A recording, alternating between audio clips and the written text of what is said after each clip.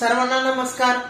आपण गणित विषयाचा अभ्यास करत असतो। गणित विषय हा आपण पाहतो की आपण उठल्यापासून गणिताचा वापर करत असतो, व्यवहारामध्ये आपण गणिताचा वापर करत असतो। तशाच व्यवहारामध्ये आपल्याला जे आवश्यक गणित आहेत ते आपण नफा तोटा, त्या नफा तोट्यावरचे गणित आपण कालच्या व्हिडिओमध्ये मागच्या व्हिडिओमध्ये पाहिलेले आहेत। तर लक्षात घ्या, मी ज्यावेळेस शिक्षक म्हणून काम करते त्यावेळेस ग्रामीण भागामध्ये ज्या मुलांच्या काही अडचणी असतात, खूप मुलं हुशार असतात, परंतु त्यांना तितकंसं पुरेसं कधी कधी मार्गदर्शन मिळत नाही किंवा तसं त्यांना वातावरण नसतं आणि ते इतर पैसे भरून इतर ठिकाणी ते क्लासही लावू शकत नाहीत। अशा मुलांची तर मग माझ्या लक्षात आली, म्हणून मी हे व्हिडिओ बनवत आहे, जेणेकरून जे मुलं ज्यांना या परीक्षेची तयारी करायची आहे।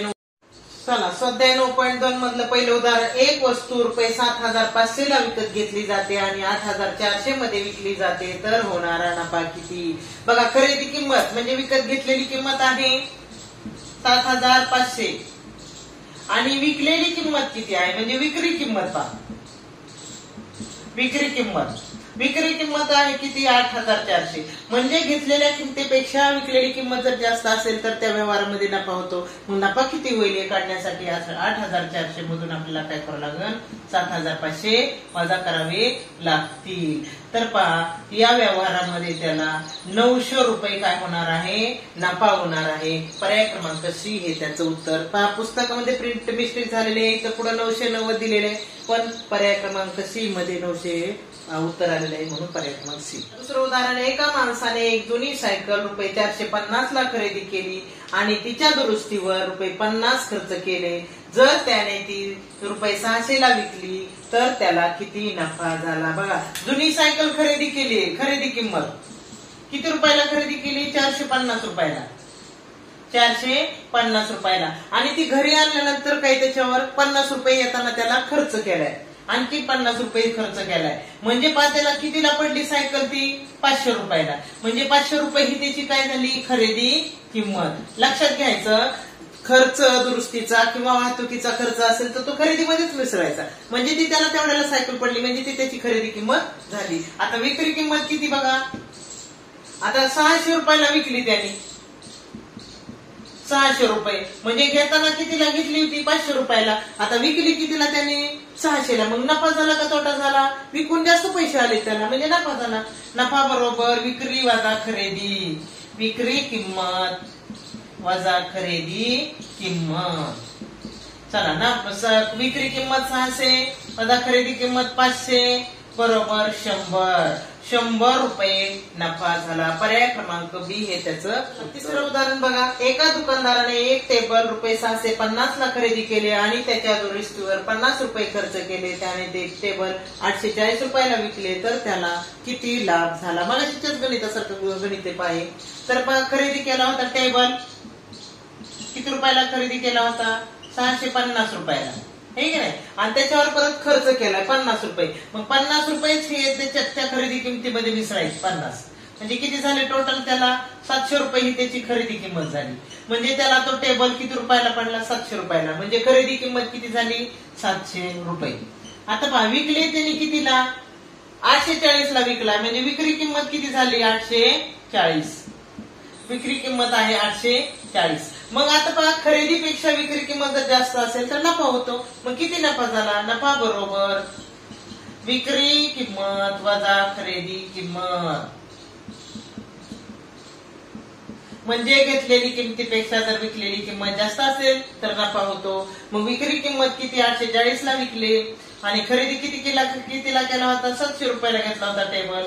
मग किती रुपये जास्त आले त्याला? 140 रुपये। 140 रुपये त्याचा काय झाला? नफा झाला। पर्याय क्रमांक सी हे त्याचं। 9.2 मधलं 5वं गणित, 4.25 लाख रुपयांना एक जुने घर विकत घेऊन 1.25 लाख रुपये खर्च करून ते दुरुस्त केले व ते 6 लाख रुपयांना विकले। या व्यवहारात झालेला नफा किती?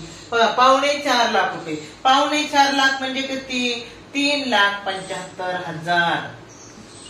4.25 लाख म्हणजेच 3,75,000 रुपये, 75,000 रुपयाने घर विकत घेतलंय आणि त्याच्यावर खर्च केलाय 1.25 लाख। 1.25 लाख म्हणजे किती? 1,25,000 रुपये खर्च केलाय त्याच्यावर। आता टोटल ते घर कितीला पडलं म्हणजे त्या घराची खरेदी किंमत किती काढू आपण बघा. 1 2 3 0 1 2 3 उभी मांडणी करून बेरीज करीत तरी चालू शकते. 5 5 0 0 7 4 1 दशलक्ष संचाला हे बघा, त्याला ते घर पडलं 50 लाख रुपयांना, म्हणजे 50 लाख रुपये ही झाली त्याची खरेदी किंमत. आता त्यांनी ती विकलंय कितीला बघा, 6 लाख रुपयांना विकले. 5 लाखाला खरेदी केले, 6 लाखाला विकले. तोंडी उत्तर आहे. 5 लाखापेक्षा 1 लाख रुपये जास्त आले त्याला, म्हणजे 6 लाखामधून 5 लाख वजा केले, 6 लाख वजा 5 लाख बरोबर 1 लाख. तोंडी होतं, करायची गरज नव्हती. 1 लाख रुपये याला काय केले ते विकले, म्हणजे विक्री किंमतीची झाली 1 लाख रुपये. पर्याय क्रमांक बी हे त्याचं उत्तर. चला, नफा तोट्यामधलं सध्या 9.2 मधलं 5वं गणित बघा. एका माणसाने एक स्कूटर रुपये 47,000 खरेदी केली व तिच्या दुरुस्तीवर रुपये 3,000 खर्च केले. त्याने ती रुपये 52,000 विकली, तर त्याचा नफा किंवा तोटा किती? बघा, त्यांनी खरेदी किती केली, स्कूटरची खरेदी किंमत काढू आपण. कितीला खरेदी केली आता ती? 47,000 रुपयाला, 47,000 रुपये. पण पहा, त्याच्यावर दुरुस्ती केली पुन्हा, त्याला दुरुस्ती पण त्या खरेदीमध्येच मिसळावं लागते, कारण ती तेवढ्यालाच त्याला पडलेली असते स्कूटर. 3,000 रुपये खरेदी आपला खर्च केला त्याच्यावर, म्हणजे टोटल त्याला कितीला पडली? 5 स्कूटर 50,000 रुपयांना पडली ती खरेदी किंमत. आता विकली कितीला त्याने? विक्री किंमत किती विकली कितीला त्याने? 52,000ला विकली, म्हणजे विक्री किंमत झाली 52,000. म्हणजे लक्षात घ्या, इथंच तुमच्या तोंडी लक्षात येईल. पहा, 50,000ला खरेदी केली होती, विकली 52,000ला, 2,000 रुपये जास्त आले, म्हणजे नफा झालाय त्याचा. म्हणजे उत्तर आलं नफा रुपये 2,000. पर्याय क्रमांक ए. चला, स्वाध्याय 9.2 मधलं शेवटचं उदाहरण अभ्यासून. राहुलने जुना दूरचित्रवाणी एक संच रुपये 3,000ला विकत घेतला. त्याने त्याच्या दुरुस्तीवर रुपये 300 रुपये खर्च केले. त्याने तो संच 3,500ला विकला, तर त्याला किती नफा झाला? तर पहा, राहुलने काय केले, एक जुना दूरचित्रवाणी संच म्हणजे छोटासा टीव्ही घेतला बघा 3,000 रुपयाला, 3,000 रुपयाला, आणि त्याला दुरुस्ती केली परत 300 रुपये, म्हणजे त्याला तो कितीला पडला? किती झाली त्याची खरेदी किंमत? 3,300 रुपये ही झाली त्याची खरेदी किंमत. आता विकताना बघा, ही अशी गणित खरं तर तोंडी करायची, वेळ घालवायची नाही, खूप सोपं गणित आहे. आणि विकताना 3,500ला विकला, ही झाली होती खरेदी किंमत, आणि विक्री किंमत आहे 3,500. म्हणजे पहा, 3,300ला घेतला होता, 3,500ला विकला, म्हणजे 200 रुपये जास्त आले खरेदी, म्हणून त्याचा नफा झाला. नफा बरोबर 200 रुपये. माझा बाकी तोंडी येते आपल्याला, त्यामुळे काही गरज नाही. चला, पर्याय क्रमांक ए.